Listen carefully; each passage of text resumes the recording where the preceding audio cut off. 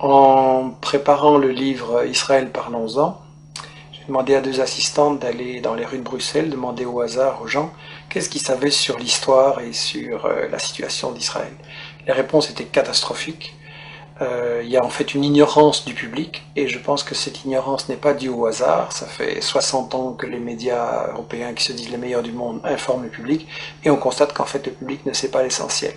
Je pense que c'est dû à une opération de propagande israélienne relayée par les médias, et je l'ai résumé dans ce que j'ai appelé les 10 grands médias mensonges qui justifient Israël. Le premier grand média mensonge, c'est qu'on nous dit qu'Israël a été créé en réaction au génocide contre les Juifs en 40-45. Ça, c'est totalement faux.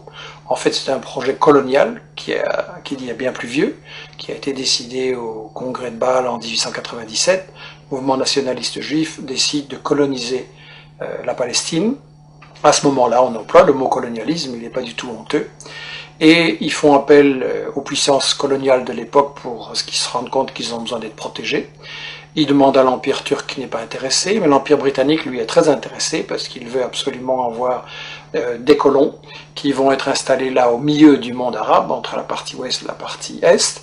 Ils veulent affaiblir l'Égypte qui est une puissance qui les inquiète, ils veulent contrôler le canal de Suez qui est la route vers la colonie des Indes qui leur rapporte énormément. Ensuite, les États-Unis vont prendre le relais, eux ce qui les intéresse c'est le pétrole, ils veulent un flic du pétrole. Et donc création coloniale d'Israël ne date pas du tout de 40-45, c'est bien plutôt, c'est un projet colonial. Il faut rappeler qu'à l'époque, les puissances coloniales européennes se partagent l'Afrique comme un vulgaire morceau de gâteau. Il y a une conférence à Berlin en 1885 avec l'Angleterre, la France, le Portugal, la Belgique, l'Allemagne. On se partage l'Afrique comme un vulgaire gâteau. Il n'y a évidemment aucun Africain qui est installé, qui est invité, je veux dire. Et donc on est vraiment dans l'époque coloniale. Israël, c'est un projet colonial, il faut le dire. Alors, le deuxième grand mythe qui justifie Israël, c'est oui, mais les Juifs, en fait, ils retournent sur la terre dont ils auraient été chassés par l'Empire romain en 70 après Jésus-Christ. Ça, c'est aussi un mythe total, parce que, en fait, j'ai interviewé dans ce livre l'historien Shlomo Sand, qui a lui-même interviewé les historiens, les archéologues israéliens, et tout le monde dit non, il n'y a pas eu d'exode, et donc il n'y a pas de retour. En gros, les populations, elles sont restées là, elles n'ont pas bougé. Bien sûr, il y a eu des invasions, des migrations, des mélanges, mais en gros, elles n'ont pas bougé, les populations. C'est qu'il y a deux conséquences cocasses. La première, c'est que, au fond, les descendants des Juifs de l'époque de Jésus-Christ, c'est les Palestiniens qui vivent là aujourd'hui, maintenant. Et la deuxième conséquence, c'est que, alors, s'il n'y a jamais des gens qui sont partis, quels sont ces gens qui nous disent qu'ils reviennent? En fait, ce sont des convertis, des Européens de l'Est, de l'Ouest, des Maghrébins, qui se sont, à différents moments, pour différentes raisons, convertis à la religion juive. Et en fait, comme dit Shlomo Sand, le peuple juif, ça n'existe tout simplement pas. Il n'y a pas d'histoire commune, il n'y a pas de langue commune, il n'y a pas de culture commune, il y a juste une religion. Mais une religion, c'est pas un peuple. On ne parle pas de peuple chrétien, de peuple musulman, et donc pas de peuple juif non plus. Alors le troisième grand mythe, c'est l'idée que, en fait, c'est pas grave s'ils se sont installés là en Palestine pour coloniser, parce que nous dit-on, c'était un désert, c'était une terre sans peuple, donc c'était vide. Ça aussi, c'est un mensonge total. En réalité, les témoins de l'époque, déjà au 19e, début 19e, disent la Palestine, c'est un océan de blé. Il y a des cultures et des exportations, notamment vers la France, de l'huile, du savon, les fameuses oranges de Jaffa.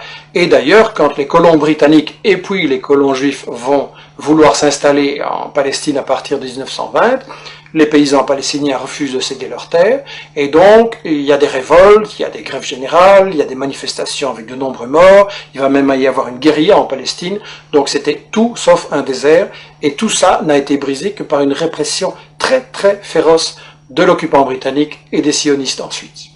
Alors on nous dit, oui c'est vrai, il y avait des Palestiniens, mais enfin ils sont partis d'eux-mêmes. Ça aussi c'est faux.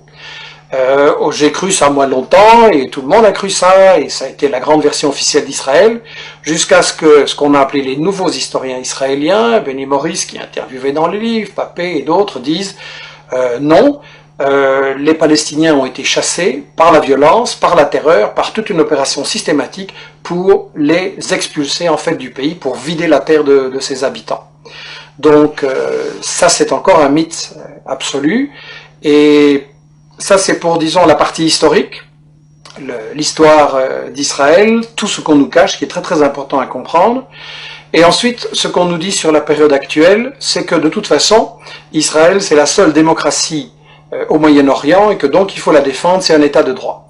Premièrement, c'est pas un État de droit, c'est le seul État au monde où la Constitution ne fixe pas les limites du territoire. Dans tous les pays du monde, il y a une Constitution qui dit le territoire il commence là, il s'arrête là, et ça c'est notre pays. Israël non, parce qu'Israël c'est justement un projet d'expansion qui n'a pas de limite, et il y a donc une Constitution en plus totalement raciste qui dit que Israël c'est l'État des Juifs. Ce qui veut dire que les autres sont des sous-citoyens, des sous-hommes, et donc c'est la négation même de la démocratie, une constitution pareille.